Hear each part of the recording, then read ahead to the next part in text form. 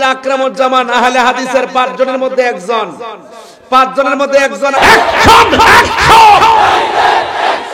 লামাজহিবির বাচ্চারা, এই তোরা যে বলো সামান্য নবী কবরে মরা অবস্থায় পড়ে রইছে, নাউজুবিল্লাহ সকালে কর না, আর জোরে কর না নাউজুবিল্লাহ। এই আহলে খবিসের গোষ্ঠীরে কয় নবী নাকি মরা অবস্থায় রোজায় পড়ে রইছে। যে বলবো তার নাম হলো আকরামুজ্জামান, আহলে হাদিসের 5 জনের মধ্যে একজন। 5 জনের মধ্যে একজন। আমার বাংলাদেশের এই যে মুসল্লিদের যে কি হইছে, এই শিক্ষিত পোলাপান স্কুল কলেজের পোলাপান গুলো হেরান ফলোয়ার হয়ে গেছে।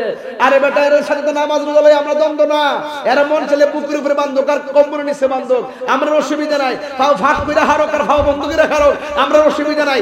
আমিন জুরু করে আসতে কোক, আমরা কোনো অসুবিধা নাই। তারা নবীর জাত এবং সিফতকে অস্বীকার করার কারণে এদের সাথে আমাদের আমল নিয়ে দ্বন্দ্ব পড়ে, কিন্তু তাদের সাথে সর্বপ্রথম আমাদের ঈমানি দ্বন্দ্ব। কথা বলেন ঠিক কি না? আরে হাত তুলে বলো ঠিক কি না বলো। Action action. পরিষ্কার কথা।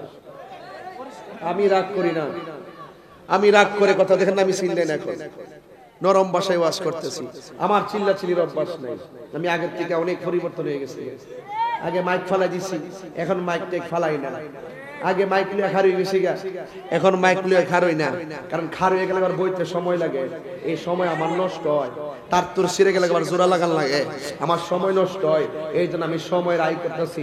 ঘর থেকে বাইরে গেলে লাইটটা বন্ধ করে যাই, বিদ্যুৎ বিল যাতে কম ওঠে।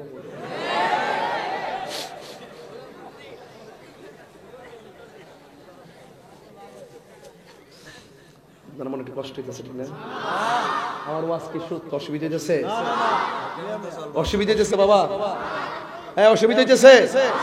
যাক বাবার আমার, আমি আমি আমি শুনেন, আমি বলি শুনেন, হারাত পরে আগে ওয়াজ বুঝতে কোন মসজিদে আওয়াজ চলতেছে, কন্যা কন্যা কন্যা। তাহলে আমার এই প্রজন্ম কিন্তু একটা ধারণা পাইয়া গেছে, এই যে আকসা মসজিদটা কোন দেশ, কথা কন্যা কোন দেশ? বাস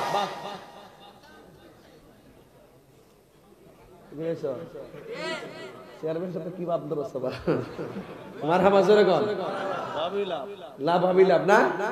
তাইলে আপনারা বলুন তো দেখি, আমার ইন্টারভিউ আজকে বেশি চলবে।